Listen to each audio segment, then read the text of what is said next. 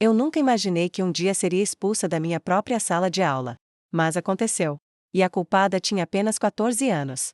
Esta é uma história que mudou completamente minha visão sobre o que significa ser professora, e que até hoje me emociona. Cada vez que a conto. Meu nome é Helena Martins, tenho 52 anos, e há mais de 20 anos eu dou aulas de português e literatura no Colégio São Vicente, uma escola particular tradicional aqui na zona sul de São Paulo. Durante todos esses anos, sempre fui conhecida como a professora rígida, mas justa. Aquela que cobra bastante, que não passa a mão na cabeça, mas que também está sempre disposta a ajudar quem realmente precisa. Tenho orgulho da minha carreira. Vi centenas de alunos passarem pelas minhas mãos, muitos hoje em universidades renomadas, outros seguindo carreiras brilhantes. Sempre acreditei que meu papel ia muito além de ensinar gramática e literatura, eu queria formar cidadãos, despertar o amor pela leitura, ensinar que as palavras têm poder de transformar vidas. Mas em 2009, recebi uma turma do primeiro ano do ensino médio que testaria todos os meus princípios e me ensinaria lições que jamais imaginei aprender. A turma do 1 graus B era conhecida na escola como problemática. Eram 32 alunos, a maioria vinda de famílias de classe média alta, com aquela rebeldia típica da adolescência. Nada que eu já não tivesse enfrentado antes. Mas no meio do ano letivo, em julho, chegou uma transferência que mudaria tudo. Rafaela Santos. Lembro-me perfeitamente do dia em que ela entrou na minha sala. Era uma segunda-feira chuvosa, e eu estava explicando as características do romantismo. Quando a porta se abriu, a diretora, Dona Marisa, entrou acompanhada de uma menina que imediatamente chamou minha atenção. Rafaela tinha cabelos cacheados desalinhados, presos de qualquer jeito com um elástico comum. O uniforme da escola, uma camisa branca e saia azul marinho, estava visivelmente usado, a camisa meio amarelada e a saia com algumas manchas que tentaram ser removidas. Ela carregava uma mochila velha, dessas de supermercado, e seus sapatos pretos estavam gastos, com o solado começando a descolar. Mas o que mais me marcou foram seus olhos. Eram olhos que pareciam carregar um peso muito grande para uma menina de 14 anos. Uma mistura de raiva, tristeza e desconfiança que me fez sentir um aperto no peito. Turma, está a Rafaela Santos. Ela vai estudar conosco a partir de hoje, anunciou Dona Marisa. Professora Helena, pode providenciar um lugar para ela? Claro, respondi, indicando uma carteira vazia no meio da sala. Rafaela, seja bem-vinda. Estávamos falando sobre o romantismo brasileiro. Ela murmurou um obrigada, quase inaudível, e se sentou. Durante toda a aula, manteve a cabeça baixa, não fez anotações, não fez perguntas. Apenas ficou ali, como se quisesse se tornar invisível. Nos dias seguintes, o comportamento de Rafaela começou a me preocupar. Ela sempre chegava atrasada, não muito, apenas 5 ou 10 minutos, mas o suficiente para interromper a aula. Nunca trazia o material didático completo, sempre faltava alguma coisa. Não participava das discussões, não entregava as tarefas. E quando eu tentava incluí-la nas atividades, ela respondia com monossílabos ou simplesmente balançava a cabeça. O que mais me incomodava era sua postura defensiva. Qualquer tentativa de aproximação era recebida com hostilidade. Se eu perguntava se ela estava entendendo a matéria, ela respondia com um "tô sim" seco. Se oferecia ajuda, ela dizia que não precisava. Se tentava elogiar algo que ela havia feito bem, ela me olhava com desconfiança, como se eu estivesse mentindo. Os outros professores já tinham formado sua opinião sobre ela.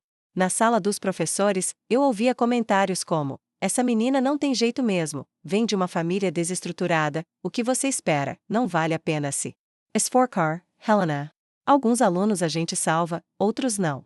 Mas algo dentro de mim se recusava a aceitar isso.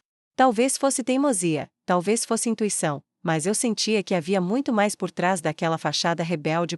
Comecei a observá-la mais atentamente. Percebi que, apesar de chegar sempre atrasada, ela nunca faltava às aulas. Mesmo nos dias de chuva torrencial, quando outros alunos não vinham, Rafaela estava lá. Notei também que ela prestava atenção nas aulas, mesmo fingindo que não estava interessada. Às vezes eu a pegava anotando algo rapidamente quando pensava que ninguém estava vendo. Durante os intervalos, ela ficava sempre sozinha.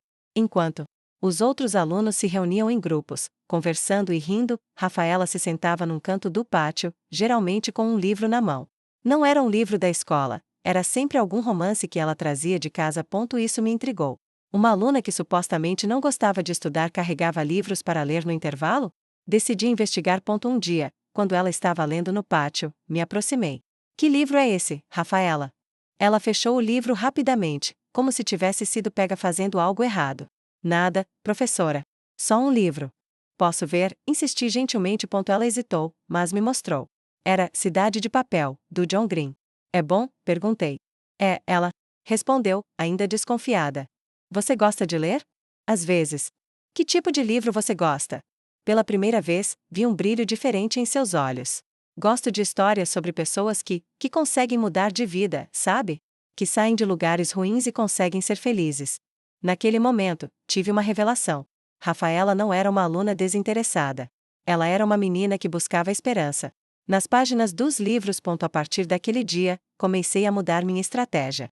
Em vez de tentar forçar uma aproximação, comecei a deixar pequenos sinais de que eu estava ali caso ela precisasse. Deixava livros interessantes na mesa dela, sempre com bilhetes simples como: achei que você poderia gostar deste. Quando ela chegava atrasada, eu não fazia comentários na frente da turma, apenas anotava a presença e continuava a aula. Lentamente, muito lentamente, ela começou a responder. Os livros que eu deixava sempre desapareciam da mesa dela. Ela começou a entregar algumas tarefas, não todas, mas algumas. E em uma redação sobre Um Dia que Mudou Minha Vida, ela escreveu um texto que me arrepiou. Falava sobre o dia em que sua mãe perdeu o emprego numa fábrica de confecções. Como elas tiveram que deixar a casa onde moravam e se mudar para um apartamento pequeno num bairro mais afastado. Como ela teve que começar a trabalhar para ajudar nas despesas de casa. O texto estava cheio de erros de português, mas transbordava emoção e sinceridade. Foi então que entendi que Rafaela não era rebelde por escolha. Ela estava lutando uma batalha diária pela sobrevivência, e a escola era apenas mais um obstáculo. Em sua vida já complicada. Decidi conversar com ela após uma aula. Era uma tarde de setembro, e eu havia pedido para ela ficar um pouco depois que os outros saíssem. Rafaela, posso te fazer uma pergunta? Por que você não gosta das aulas de português? Ela me olhou com aqueles olhos desafiadores que eu já conhecia bem. Porque português não vai me dar comida, professora. Eu preciso trabalhar, não ficar lendo poesia. Onde você trabalha? Perguntei. Ela hesitou. No supermercado Carrefour, perto da minha casa. Sou empacotadora. Que horário? Das 6 da tarde às 10 da noite. Por isso eu chego atrasada de manhã às vezes. Quando o ônibus demora, naquele momento, tantas coisas fizeram sentido. Os atrasos, o cansaço, a irritabilidade. Rafaela era uma adolescente que trabalhava 4 horas por noite depois de um dia inteiro de escola. E sua mãe? Ela conseguiu outro emprego? Ela faz uns bicos de costura em casa, mas não dá muito dinheiro. A gente precisa do que eu ganho para pagar o aluguel. Senti meu coração se apertar. Rafaela, você já pensou que melhorar seu português poderia te ajudar a conseguir trabalhos melhores no futuro? Professora, ela disse com um tom de cansaço, eu não tenho futuro. Eu tenho presente. E no presente, eu preciso trabalhar para comer. Foi nessa conversa que propus algo que mudaria nossa relação. E se eu te desse aulas de reforço nos finais de semana? De graça. Para te ajudar a se sair melhor na escola. Ela me olhou desconfiada. Por quê? O que a senhora ganha com isso? Ganharia a satisfação de ver uma aluna inteligente como você descobrir seu potencial. Eu não sou inteligente, ela murmurou. Rafaela, você lê John Green no intervalo.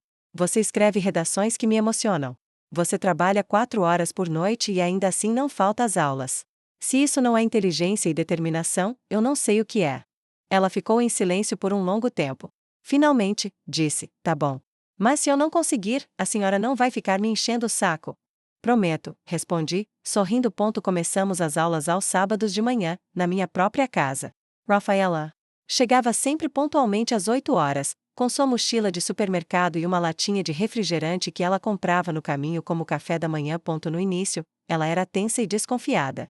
Respondia às perguntas com medo de errar, sempre esperando algum tipo de crítica ou humilhação. Mas aos poucos, conforme foi percebendo que aquele era um espaço seguro, começou a se abrir. Descobri que ela tinha uma memória impressionante e uma capacidade de análise muito acima da média. Quando leu O Cortiço, por exemplo, ela fez conexões entre a obra e sua própria realidade que me surpreenderam.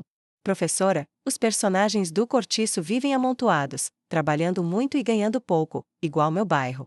E o Aloísio Azevedo estava criticando isso, né? Mostrando como as pessoas pobres são exploradas. Eram insights como esse que me faziam ter certeza de que eu estava no caminho certo. Mas Rafaela ainda resistia à ideia de que poderia ter um futuro diferente. Semper Que eu tentava conversar sobre universidade, sobre carreiras, ela mudava de assunto ou fazia piadas autodepreciativas. Durante nossos encontros, também comecei a conhecer melhor sua história. Ela me contou que o pai havia abandonado a família quando ela tinha 8 anos, deixando ela e a mãe sozinhas. Que elas já haviam passado por várias dificuldades financeiras, até ela começar a trabalhar. Que ela sonhava em ser jornalista, mas sabia que era sonho de rico. Ponto. Por que sono de rico? Perguntei. Porque jornalista precisa fazer faculdade, e faculdade custa dinheiro que a gente não tem. E se eu te disser que existem bolsas de estudo? Que alunos com bom desempenho podem estudar de graça? Ela me olhou como se eu estivesse falando de algo impossível. Isso é para gente inteligente, professora. Não para mim. Rafaela, você é inteligente. Precisa começar a acreditar nisso. Mas quebrar a barreira da baixa autoestima não seria fácil. O ponto de virada na nossa relação aconteceu no final de outubro. Eu havia marcado nossa aula normal de sábado, mas Rafaela não apareceu. Isso era muito estranho. Em 2 meses de aulas, ela nunca havia faltado. Na segunda-feira seguinte, quando a vi na escola, percebi que algo estava errado. Ela estava mais calada que o normal, evitava contato visual, e parecia ter chorado. Depois da aula, tentei conversar com ela, mas ela disse que estava tudo bem e saiu rapidamente. Na terça-feira, a situação ficou ainda mais tensa. Durante minha aula, Rafaela estava visivelmente abalada. Tinha olheiras profundas, as mãos tremiam ligeiramente, e ela mantinha a cabeça baixa o tempo todo. Eu estava explicando o cortiço, quando percebi que ela estava chorando silenciosamente. Parei a explicação e perguntei se ela estava bem. Ela levantou a cabeça, com os olhos vermelhos e brilhantes de lágrimas. Professora, a senhora não entende nada da minha vida. Para de fingir que se importa. Fiquei surpresa com a agressividade. Rafaela, eu realmente me importo com você. O que aconteceu? Mentira, ela gritou, se levantando da carteira. A classe inteira se virou para olhar. A senhora mora na sua casa bonita, com sua família perfeita, ganha seu salário todo mês, e vem aqui fazer caridade comigo? Eu não preciso da sua pena. Eu não sinto pena de você, Rafaela. Eu vejo potencial, eu acredito, cala a boca. Ela explodiu, interrompendo-me. Eu não quero mais ouvir isso. Chega de mentira. Saia daqui. E então, o impensável aconteceu. Rafaela veio em minha direção com passos firmes, me pegou pelo braço e literalmente me empurrou para fora da sala de aula. Eu estava tão em choque que nem reagi. Ela fechou a porta na minha cara e gritou lá de dentro: aula cancelada. Todos podem ir embora. Eu não quero mais ver essa professora aqui. Fiquei parada no corredor, completamente atônita. Em 15 anos de carreira, nunca havia passado por algo assim. Senti minha face queimar de vergonha e meus olhos se encherem de lágrimas. Os outros alunos começaram a sair da sala em silêncio, alguns me olhando com pena, outros constrangidos, alguns até rindo baixinho. A porta da sala ao lado se abriu e o professor de matemática, Carlos, saiu para ver o que estava acontecendo. Helena, o que foi isso? Eu não consegui responder. Apenas balancei a cabeça e fui em direção ao banheiro, onde finalmente consegui chorar. A diretora, Dona Marisa, apareceu alguns minutos depois. Helena, me conta o que aconteceu. Entre solucos. Contei sobre o comportamento de Rafaela, sobre as aulas de reforço, sobre como eu estava tentando ajudá-la. Dona Marisa ouviu tudo com uma expressão séria. Essa menina vai ser suspensa por 1 semana, ela disse. E vou conversar com os pais sobre uma possível transferência. Isso é inaceitável.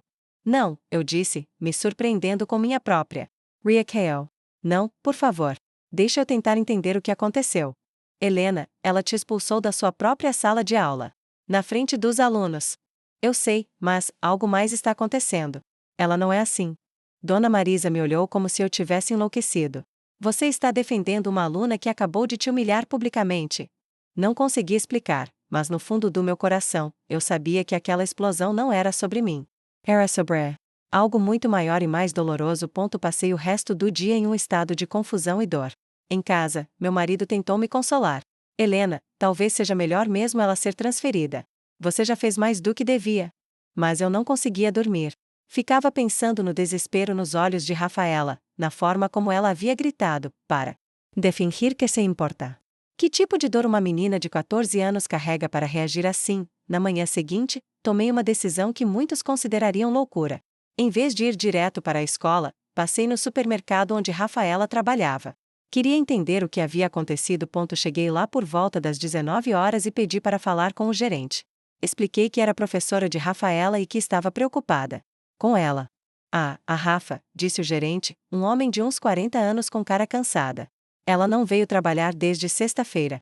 Disse que a mãe dela estava internada e ela precisava cuidar de tudo. Meu coração disparou. Era isso. Não era sobre mim, não era sobre a escola. A mãe de Rafaela estava internada. O senhor sabe onde? Perguntei. Acho que no Hospital das Clínicas. Ela estava muito preocupada, tadinha. Sem pensar duas vezes, fui direto para o hospital.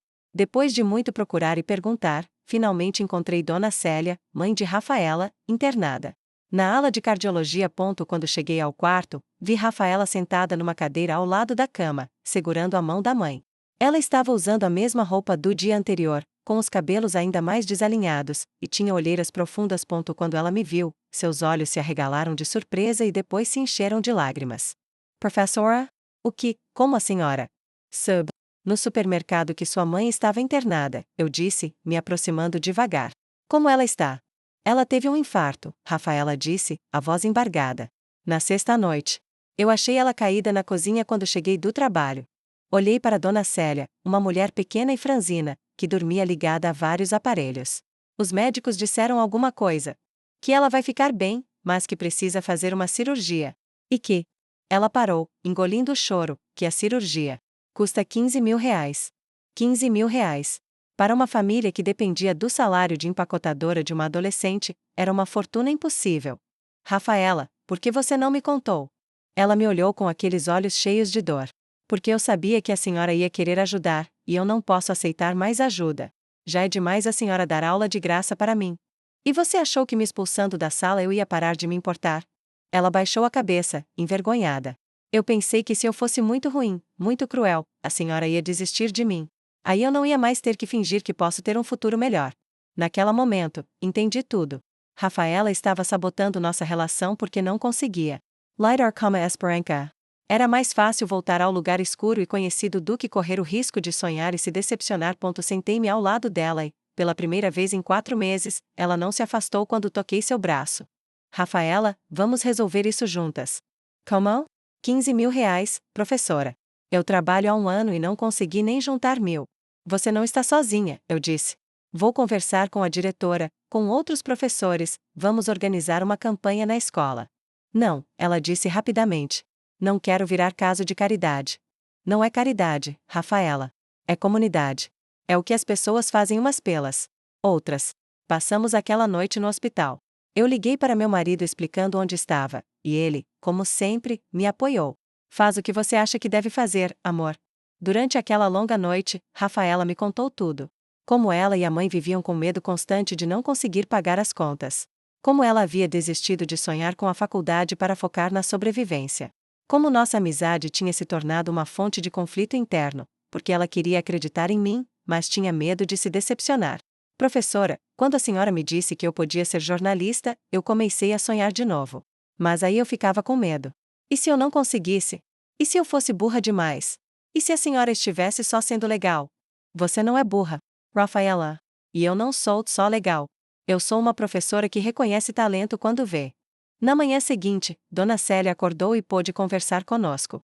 Era uma mulher doce e forte, que imediatamente me agradeceu por cuidar de sua filha. Professora, não sei como agradecer. A Rafaela sempre fala da senhora em casa. Dona Célia, sua filha é uma aluna excepcional. Ela só precisa de uma oportunidade. Durante os dias seguintes, organizei com a direção da escola uma campanha para ajudar com os custos da cirurgia. Expliquei a situação para outros professores, para pais de alunos, para a comunidade escolar. A resposta foi surpreendente. Em 1 semana, conseguimos arrecadar não apenas os R$ 15.000 para a cirurgia, mas também um valor adicional para que Dona Célia pudesse ficar um tempo sem trabalhar durante a recuperação. Rafaela ficou overwhelmed com a generosidade das pessoas. Eu não sabia que existia tanta gente boa no mundo, ela me disse, chorando. Existem, Rafaela. E agora você faz parte dessa rede de pessoas que se ajudam. A cirurgia foi um sucesso. Dona Célia se recuperou completamente, e Rafaela pôde voltar a se concentrar nos estudos. Mas a transformação mais importante não foi na saúde de Dona Célia. Foi em Rafaela. A menina que havia me expulsado da sala de aula havia desaparecido. Em seu lugar, estava uma jovem determinada, que havia entendido que aceitar ajuda não era sinal de fraqueza, mas de força. Ela se jogou nos estudos com uma intensidade que me impressionava. Começou a participar ativamente das aulas, fazia perguntas inteligentes, escrevia redações cada vez melhores. Descobri que ela tinha um talento natural para escrever, suas histórias eram envolventes, seus argumentos eram sólidos, sua criatividade era impressionante. No final do primeiro ano, ela estava entre os 5 melhores alunos da turma. No segundo ano, passou a integrar o Grêmio Estudantil, onde criou um projeto de apoio a alunos em dificuldades financeiras. No terceiro ano, era líder da turma e havia se tornado uma referência para outros estudantes. Paralelamente, continuei dando aulas particulares para ela, mas agora o foco era na preparação para o vestibular. Ela havia decidido que queria fazer jornalismo, e eu estava determinada a ajudá-la a conseguir uma bolsa de estudos. Professora, às vezes eu ainda não acredito que isso está acontecendo, ela me disse numa de nossas aulas. O que especificamente? Kay, eu posso mesmo fazer faculdade. Que eu posso ser jornalista. Rafaela, você não só pode como vai ser uma jornalista excepcional. Você tem paixão pela verdade, empatia pelas pessoas e um dom natural para contar histórias. No final do terceiro ano, ela conseguiu uma bolsa integral em jornalismo numa universidade particular respeitada. No dia em que recebeu a notícia, ela veio correndo me contar. Professora, consegui a bolsa. Nós duas choramos de alegria ali mesmo, no meio do corredor da escola. O dia da formatura foi especialmente emocionante. Rafaela foi escolhida para fazer o discurso de despedida da turma. Quando ela subiu ao palco, eu me lembrei da menina rebelde e defensiva que havia chegado à nossa escola 3 anos antes. Quero agradecer especialmente a uma professora, ela disse, me olhando diretamente, que não desistiu de mim quando eu desisti de mim mesma. Que me ensinou que educação é a única coisa que ninguém pode tirar da gente. Que me mostrou que todo mundo merece uma segunda chance. Depois da cerimônia, ela veio até mim com lágrimas nos olhos. Professora, obrigada por não ter desistido de mim. Mesmo quando eu desisti de mim mesma. Mesmo quando eu te expulsei da sala de aula. Rafaela, você me ensinou tanto quanto eu te ensinei. Me mostrou que às vezes nossos maiores desafios se tornam nossos maiores sucessos. Nos anos seguintes, mantivemos contato. Ela me mandava notícias da faculdade, das matérias que estava cursando, dos estágios que conseguia. Gradualmente, porém, nossas conversas foram se tornando mais espaçadas. Ela estava ocupada construindo sua vida, e eu respeitava isso. Soube por terceiros que ela havia se formado com honras, que tinha conseguido um emprego num jornal local, depois numa revista. Mais tarde, ouvi dizer que havia se mudado para o exterior. Depois disso, perdemos completamente o contato. Às vezes eu pensava nela, me perguntava como estava, se havia realizado seus sonhos. Mas a vida seguiu, outros alunos vieram, outras histórias se desenrolaram. Até que, há 2 semanas, numa manhã comum de terça-feira, recebi um e-mail que mudou minha vida. O assunto era: para a professora que mudou minha vida, Rafaela Santos. Meu coração disparou quando vi o nome. Com as mãos tremendo, abri o e-mail. Querida professora Helena, espero que esta mensagem a encontre bem e feliz. Hoje fazendo exatamente 15 anos que me formei no Colégio São Vicente, e eu simplesmente não conseguia deixar esta data passar sem escrever para você. Espero que se lembre de mim, sou a Rafaela, aquela aluna rebelde que um dia expulsou você da própria sala de aula. Aquela menina perdida e assustada que você se recusou a abandonar, mesmo quando eu fiz de tudo para afastá-la. Professora Helena, eu precisava escrever porque hoje, 15 anos depois, eu finalmente entendo completamente o que você fez por mim. E mais do que isso, eu quero que você saiba no que eu me tornei. Estou escrevendo esta carta de Londres, onde moro há 5 anos. Sou correspondente internacional para um dos maiores jornais do Brasil, cobrindo política europeia e relações internacionais. No mês passado, entrevistei o primeiro-ministro britânico. Na semana passada, estive em Bruxelas cobrindo uma reunião da União Europeia. Quando acordo todas as manhãs na minha casa em Notting Hill, sim, professora, eu tenho uma casa em Londres. Ainda não acredito que esta é minha vida. Mas é real. E nada disso seria possível sem uma professora que acreditou em mim quando eu não acreditava em mim mesma. Quer saber o que mais me emociona? No mês passado, consegui comprar uma casa para minha mãe no Brasil. Uma casa com jardim, em um bairro seguro, onde ela pode viver o resto da vida sem se preocupar com dinheiro. Professora, quando entreguei as chaves para ela, nós duas choramos lembrando de tudo que passamos. Mas deixe-me contar como cheguei até aqui, porque você precisa saber que cada passo desta jornada foi possível por causa das lições que você Me ensinou. Na faculdade, eu era conhecida como a aluna mais dedicada do curso. Lembra que você sempre dizia que eu tinha que trabalhar 2 vezes mais para provar meu valor? Pois bem, foi exatamente isso que eu fiz. Enquanto meus colegas saíam para festas, eu estava na biblioteca. Enquanto eles faziam trabalhos em grupo na última hora, eu começava meus projetos assim que eles eram anunciados. No segundo ano, consegui uma bolsa de estudos para fazer um intercâmbio de 6 meses na França. Quando recebi a notícia, a primeira pessoa que pensei em ligar foi você.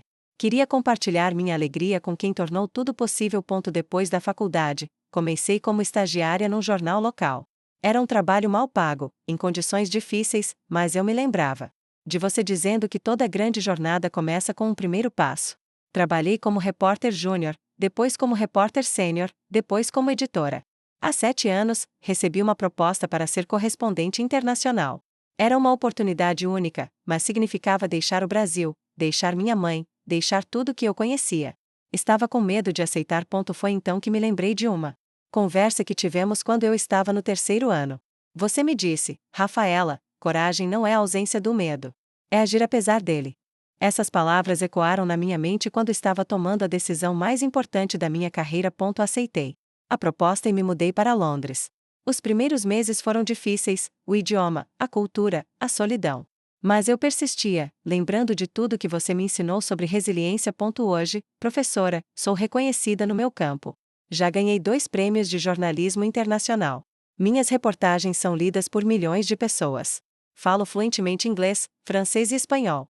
Viajo o mundo contando histórias que importam. Mas sabe o que mais me orgulha? Nunca esqueci de onde vim.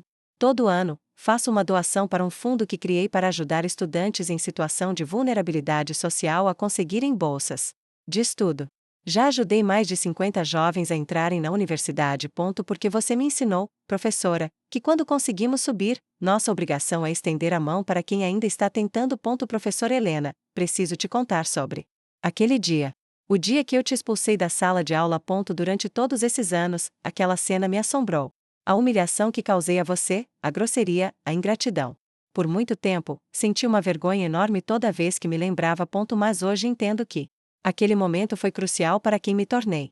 Naquele dia, eu estava com tanto medo de me decepcionar que preferi magoar quem estava tentando me ajudar. Era mais fácil destruir a esperança do que correr o risco de falhar. Quando você apareceu no hospital naquela noite, mesmo depois de eu ter sido tão cruel, eu entendi o que era amor incondicional. Não o amor de mãe ou de família, mas o amor de alguém que acredita no potencial humano, mesmo quando esse potencial está escondido atrás de raiva e medo. Você me ensinou que existem pessoas no mundo dispostas a lutar por nós, mesmo quando nós mesmos não estamos lutando.